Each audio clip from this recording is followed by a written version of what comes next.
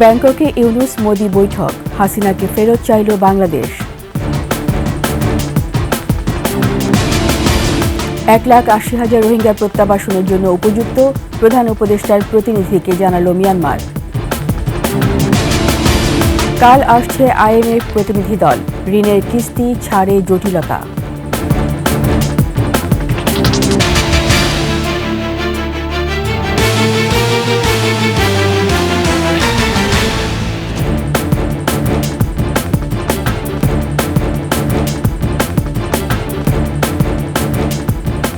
শুনছিলেন সংবাদ শিরোনাম। আমন্ত্রণ রাতের 21 সংবাদের সাথে আছি রীতা চৌধুরী। দর্শক, 21 টেলিভিশনের সংবাদ একই সাথে সরাসরি দেখতে পাবেন আমাদের ফেসবুক পেজ www.facebook.com/2124, অনলাইনে সাবস্ক্রাইব করতে পারেন www.youtube.com/@21TV চ্যানেলে। অবশেষে দেখা হলো, কথা হলো বাংলাদেশ ভারতের শীর্ষ নেতা ডক্টর মোহাম্মদ ইউনূস ও নরেন্দ্র মোদির। বিমস্টেক সম্মেলনের পার্শ্ব বৈঠকে শেখ হাসিনাকে ফেরত চাইল বাংলাদেশ।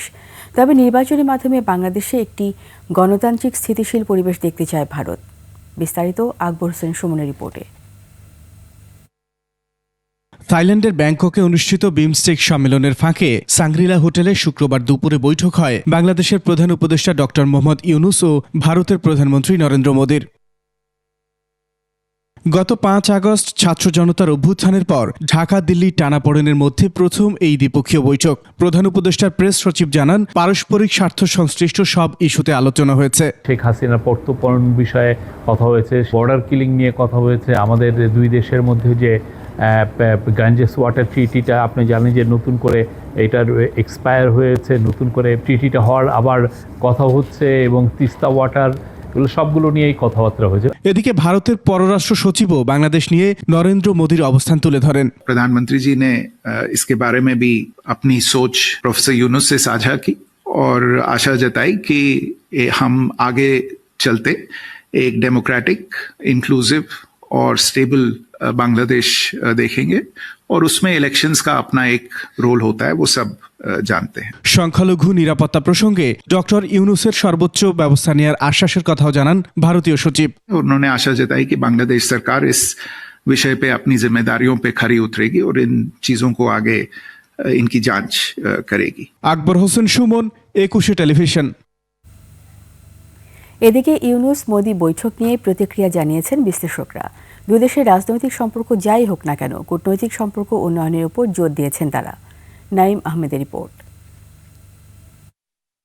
বাংলাদেশের সংখ্যালঘু নির্যাতনের বিষয়ে শঙ্কা প্রকাশ করে ভারত। তবে সংখ্যালঘু নির্যাতনের বিষয়টি সত্য নয় বলে মন্তব্য করেছেন বিশ্লেষকরা। প্রফেসর ইউনূস যে কথাগুলো তুলে ধরেছেন, এগুলো বাংলাদেশের বাস্তব সমস্যা, এগুলার সুনির্দিষ্ট জবাব আসা উচিত ছিল মোদির কাছে। মোদির পক্ষ থেকে যেগুলো বলা হয়েছে এগুলো সম্পূর্ণ বাজে, ভুয়া।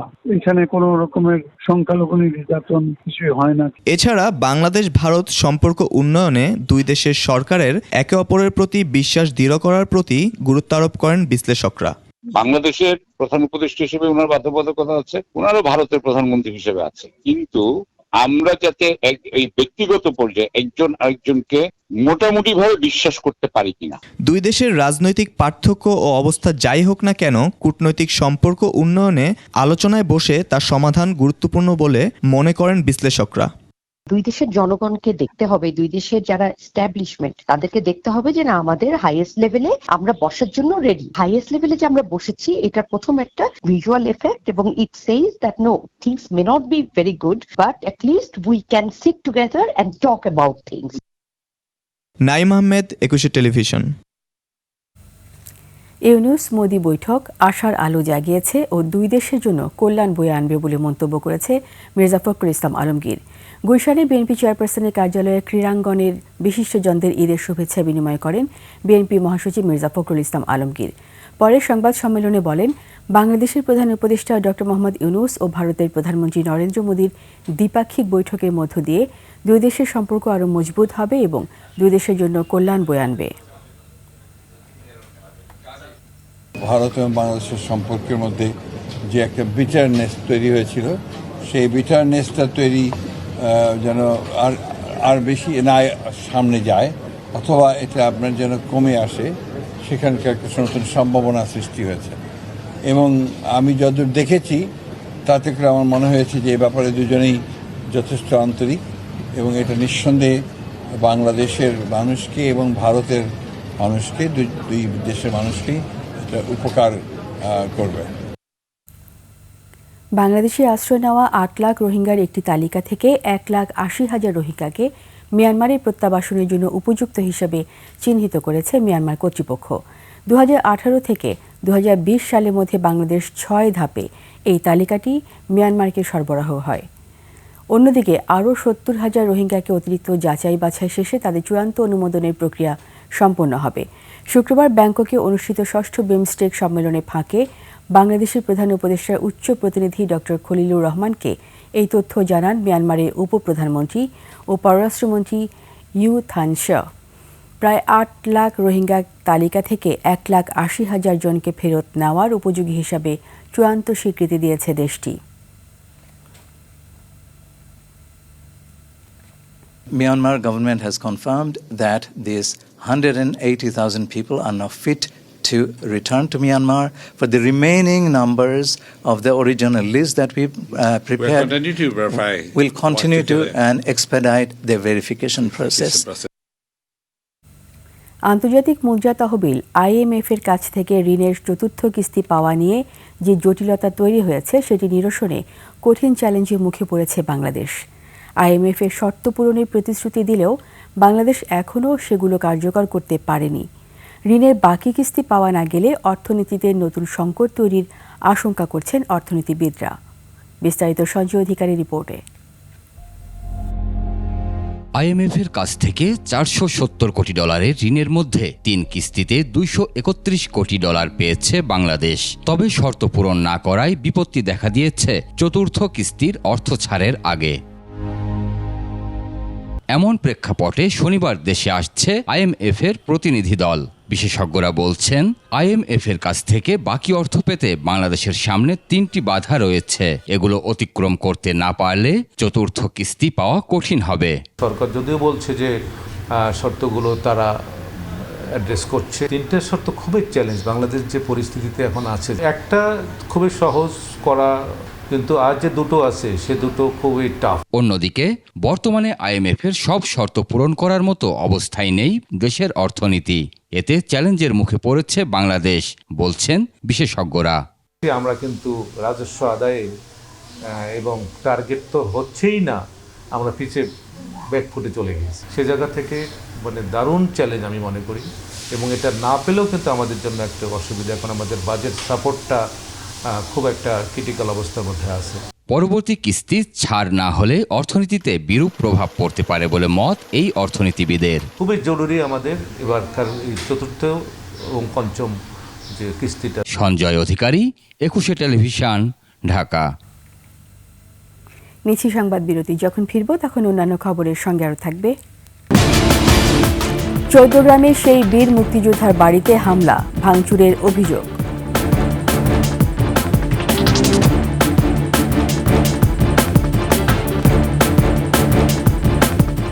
আবার আমন্ত্রণ রাতের 21 সংবাদে। কুমিল্লা চৌদ্দগ্রামে গলায় জুতার মালা পরিয়ে লাঞ্ছনার শিকার হওয়া বীর মুক্তিযোদ্ধা আব্দুল হাই কানুর বাড়িতে এবার সন্ত্রাসী হামলা চালানোর অভিযোগ পাওয়া গেছে। আব্দুল হাই জানান, ঈদ উদযাপনের জন্য তিনি গ্রামে এসেছিলেন। শুক্রবার রাত 1টার দিকে 10 থেকে 12টি মোটরসাইকেলে করে অস্ত্রধারী তার বাড়িতে হামলা চালায়।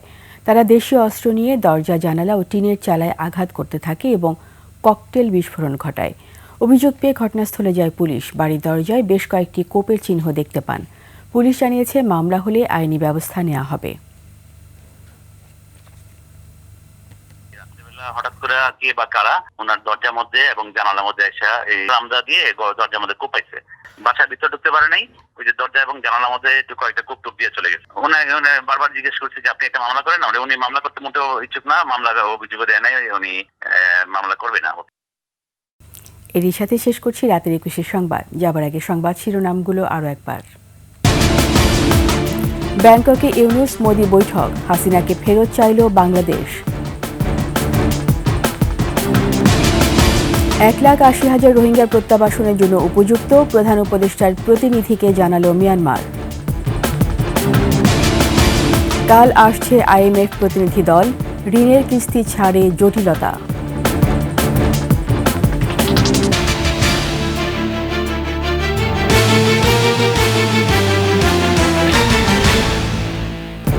সবশেষ সংবাদ জানতে ডায়াল করুন 2021 নম্বরে আর ভিজিট করুন equity-tv.com ওয়েবসাইটে। ফেসবুকে ভিজিট করতে পারেন www.facebook.com/equity24 অনলাইনে সাবস্ক্রাইব করতে পারেন www.youtube.com/@equity চ্যানেলে। এতক্ষণ সঙ্গে থাকার জন্য সবাইকে ধন্যবাদ। পরবর্তী সংবাদ রাত 1টায় দেখার আমন্ত্রণ রইল। একুশের সাথেই থাকুন।